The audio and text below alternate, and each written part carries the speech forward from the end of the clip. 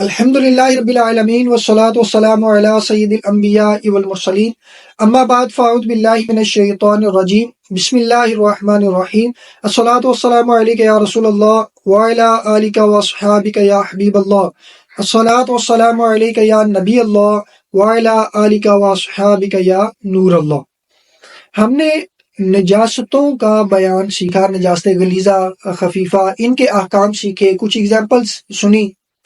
اب اس کے بعد ہم نے یہ دیکھنا ہے کہ جب ہم نے نماز شروع کرنی ہے تو نماز شروع کرنے کے لیے کتنی چیزوں کا پاک ہونا یہ ضروری ہے۔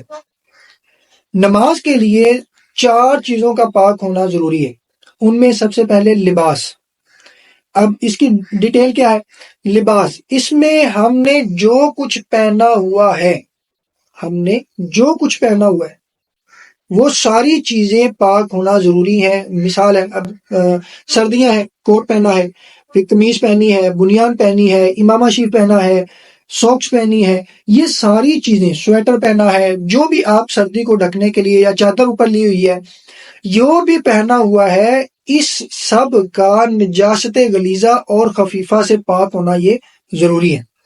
نماز کے علاوہ ناپاک کپڑا پہننے کے بھی احکام ہیں، اس کو بھی ساتھ ہی ہم تھوڑا اس کو ٹچ کرتے ہیں، کیونکہ اس کی ڈیٹیل ہے، ہر مسئلے کی ڈیٹیل ہے۔ یہاں پر ہم شارٹلی بیان کریں گے تاکہ ہمارا ٹائم زیادہ کنزیوم نہ ہو۔ غیر نماز کے علاوہ ناپاک کپڑا پہننے کا حکم۔ غیر نماز کے علاوہ جو ہے وہ آپ نے نجس کپڑا پہنا تو حرج نہیں ہے، اگرچہ پاک کپڑا آپ کے پاس موجود ہے، اگر موجود ہے تو وہی پہنیں گے، ٹھیک ہے، اور اگر پاک کپڑا نہیں ہے تو پھر خیر ہے۔ اچھا، ہم نے ابھی نماز میں جو چیزیں پاک ہونا ضروری ہے ان میں لباس کے بارے میں سیکھا۔ ابھی دوسری چیز ہے جگہ۔ اس میں جو شرط ہے وہ یہی ہے کہ مواد سجود یعنی سجدے کی جگہ اور مواد قدم یعنی قدم رکھنے کی جگہ پاک ہو، یعنی سجدے کی جگہ اور جہاں پر آپ کے پاؤں رکھے جائیں گے یہ پاک ہونا یہ ضروری ہے۔ اب مواد سجود و قدم کیا ہے سمجھ لیجئے کہ ہم جب سجدہ کرتے ہیں تو 7 ہڈیاں زمین پر لگتی ہیں، 7 ہڈیاں زمین پر لگتی ہیں، ایک پیشانی ہے، دونوں ہاتھ ہے، دونوں گھٹنے ہیں، دونوں پاؤں ہیں۔ زمین کے جتنے حصے پر یہ ہڈیاں لگتی ہیں اتنے حصے کو مواد سجود یعنی سجدے کی جگہ کہا جاتا ہے۔ اسی طرح جب کھڑے ہوتے ہیں تو جتنے حصے پر آپ کے قدم لگیں گے وہ مواد قدم ہے، یعنی قدم لگنے کی جگہ ہے۔ نماز کے لیے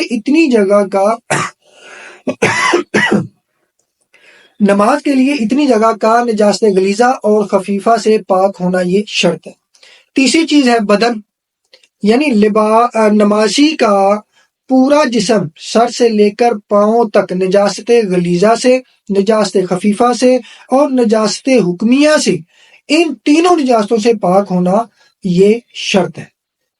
اس میں کچھ اور مسائل بھی ہیں کہ ایک مسئلہ سماعت کیجئے کہ اگر قضاء حاجت کی شدت ہو، یعنی واش روم میں جانا ہے اور اس کی شدت ہے، پیشاب آیا ہے، ری خارج ہونے والی ہے اور اس کا غلبہ ہے، تو یاد رکھیے کہ اس صورت میں نماز پڑھنا مکروہ تحریمی ہے۔ اچھا، پھر اس کے بھی آگے 2 قسمیں ہوں گی، ایک تو آپ کے پاس وقت کم ہے، دوسری وقت میں وسعت ہے، وقت کافی ہے آپ کے پاس۔ اگر وقت کم ہے تو اس میں کیا ہوگا، اگر قضاء حاجات وغیرہ میں لگ گیا تو وقت ختم ہو جائے گا اور نماز قضا ہو جائے گی۔ اب حکم یہ ہوگا کہ اسی حالت میں نماز پڑھ لے، پھر بعد میں اس نماز کا اعادہ کرے، یعنی اس کو دوبارہ پڑھ لے۔ اور اگر وقت میں وسعت ہے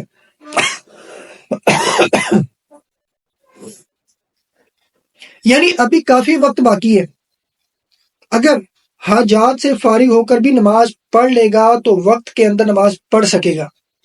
اب حکم یہ ہے کہ پہلے حاجت سے فارغ ہو، وضو کرے اور پھر نماز پڑھے، یعنی یہ اس میں ایک ضمن میں مسئلہ آیا، وہ بھی میں نے عرض کیا۔ اب چوتھی چیز توابع، پہلے تھا لباس، بدن، جگہ، اور چوتھی ہے توابع۔ اس سے مراد وہ چیزیں جو نمازی کے ساتھ جڑی ہوئی ہوتی ہیں. جب نمازی حرکت کرتا ہے تو پھر وہ چیزیں نمازی کے ساتھ حرکت بھی کرتی ہیں. مثلا جیب ہے، اگر یہ یہاں پر پاکٹ لگی ہے تو اگر میں حرکت کروں گا تو اس میں پاکٹ بھی حرکت کرے گی، اور پھر جو پاکٹ کے اندر ہوگا، جیب کے اندر ہوگا، وہ بھی حرکت کرے گا. کوئی رسی ہے ہاتھ میں پکڑی ہوئی ہے، ٹھیک ہے، تو اگر ہاتھ حرکت کرے گا تو وہ رسی بھی حرکت کرے گی. کسی بچے کو اٹھایا ہوا ہے تو ایسی جو چیزیں ہیں ان کا بھی نجاست غلیظہ اور خفیفہ سے پاک ہونا یہ ضروری ہے، یہ بھی شرط میں سے ہے. بہاری شریعت میں ہے نمازی اگر ایسی جگہ کو نمازی اگر ایسی چیز کو اٹھائے ہو کہ اس کی حرکت سے وہ بھی حرکت کرے، اگر اس میں نجاست قدر مانے یعنی نجاست غلیظہ درہم سے زیادہ اور نجاست خفیفہ چوتھائی عضو جتنی لگی ہو تو نماز جائز نہیں. مثال کے طور پر کوئی لمبی رسی اس نے ہاتھ میں پکڑی ہوئی ہے، اس رسی کے ایک حصے پر نجاست لگی ہے. اب اس کی دو صورتیں ہیں. جب پہلی صورت کہ جب وہ رکوع یا سجدہ کرے گا، سجدے میں جائے گا تو رسی کا نجس حصہ حرکت کرتا ہے، اس صورت میں نجاست آپ کی نماز نہیں ہوگی. میں مثال دیتا ہوں کہ رسی پکڑی ہوئی ہے، آپ نے جہاں سے رسی پکڑی ہے وہ تو پاک ہے، لیکن رسی کے ایک کونے پر نجاست غلیظہ یا خفیفہ لگی ہوئی ہے. تو اب اگر اس کو آپ نے رکوع کیا یا سجدہ کیا تو سجدہ کرنے کے ساتھ وہ آپ انڈرسٹوڈ ہے کہ آپ کے ہاتھ میں ہے تو وہ آپ کا ہاتھ حرکت کرے گا. تو جب اگر وہ حرکت کرے گا اور اتنی لمبی بھی نہیں ہے کہ آپ حرکت کریں بھی تو وہ جو نجس حصہ ہے وہ حرکت نہ کرے، اور اگر آپ کے حرکت کرنے سے وہ نجس حصہ بھی حرکت کرے گا تو اس صورت میں نماز نہیں ہوگی. دوسری صورت اس کی کہ آپ نے ہاتھ میں پکڑا ہوا ہے، رسی کو آپ نے ہاتھ میں پکڑا ہوا ہے، آپ حرکت کر رہے ہیں یعنی رکوع و سجود کر رہے ہیں، لیکن رکوع و سجود کرنے کے ساتھ ساتھ وہ جو نجس حصے والی رسی ہے یعنی ایک سائڈ جہاں پر نجاست لگی ہے وہ حرکت نہیں کر رہی، تو پھر اس صورت میں آپ کی نماز ہو جائے گی. اسی کی ایک مثال علماء نے یہ بھی دی ہے کہ نمازی ہے، ہم جس طرح میں نے امامہ شی پہنا ہے تو امامہ شی باندھ لیتے ہیں، تو اس کا شملہ اگر کسی نے بہت لمبا چھوڑا ہے، اب شملے پر کسی جگہ نجاست لگی ہے تو اس کی بھی دو صورتیں ہیں جو میں نے پہلے بیان کی ہے. تو اگر تو وہ نجس حصہ حرکت کرے گا تو پھر نماز نہیں ہوگی، اور اگر نجس حصہ حرکت کرے گا آپ کے رکوع و سجود کے ساتھ ساتھ تو پھر آپ کی نماز نہیں ہوگی.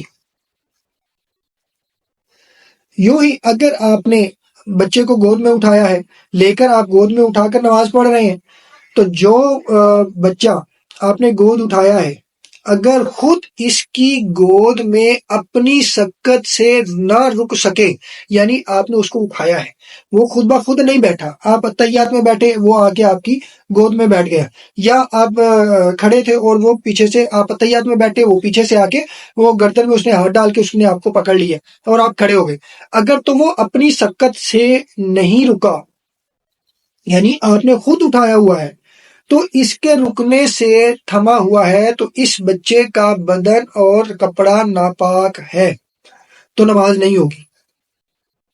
اس کو میں مزید اس کی وضاحت کرتا ہوں کہ آپ نے ایک بچہ اٹھایا ہوا اور آپ نے خود اٹھایا ہوا ہے اس کو، وہ خود آپ کی خود نہیں لٹکا ہوا آپ کے ساتھ یا خود آپ کی گود میں نہیں بیٹھا ہوا، تو پھر اب اس کا ہر چیز جس طرح آپ کی پاک ہونا ضروری ہے کیونکہ آپ نے اس کو اٹھا رکھا ہے، تو جو احکام آپ پر نجاست کے طہارت کے لگتے ہیں وہی اس بچے کے بھی ہوں گے. اور اگر وہ خود سے ہے یعنی جو میں نے صورت بیان کی کہ وہ آپ تحیات میں بیٹھے تھے، وہ بچہ آیا اور آپ کی گود میں خود ہی بیٹھ گیا، تو اب اس کے وہ احکام نہیں ہوں گے. صلو علی الحبیب صلی اللہ تعالی علی محمد صلی اللہ علیہ وسلم. ابھی اس کے کئی اور مسائل بھی بنتے ہیں، یعنی دوران نماز کپڑا ناپاک ہو جانے کا مسئلہ. اگر دوران نماز ہی کپڑا ناپاک ہو گیا تو پھر کیا کیا جائے گا؟ اس میں ایک چیز یہاں پر ایک اور مسئلہ آپ سمجھ لیجئے. ایک تو یہ کہ کپڑا ناپاک تھا، یعنی اس پر نجاست غلیظہ درہم سے زیادہ یا نجاست خفیفہ چوتھائی اس سے زیادہ لگی تھی تو اب تو نماز شروع ہی نہیں ہوگی۔ دوسری صورت اس کی یہ ہے کہ جب آپ نے نماز شروع کی اس وقت کپڑا پاک تھا، مگر دوران نماز اس پر نجاست لگ گئی، مثلا کسی پرندے نے بیٹ کر دی اور وہ بیٹ ناپاک تھی اور کہیں سے ناپاک چھینٹے، یا اس کی ایک اور ایگزامپل بھی بن سکتی ہے کہ کہیں سے ناپاک چھینٹے اڑے اور وہ اڑ کر آپ کے کپڑوں پر پڑ گئے۔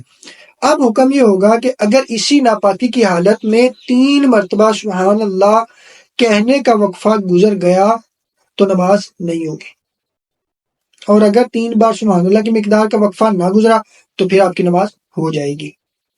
صلو علی الحبیب صلی اللہ تعالی علی محمد صلی اللہ علیہ وسلم۔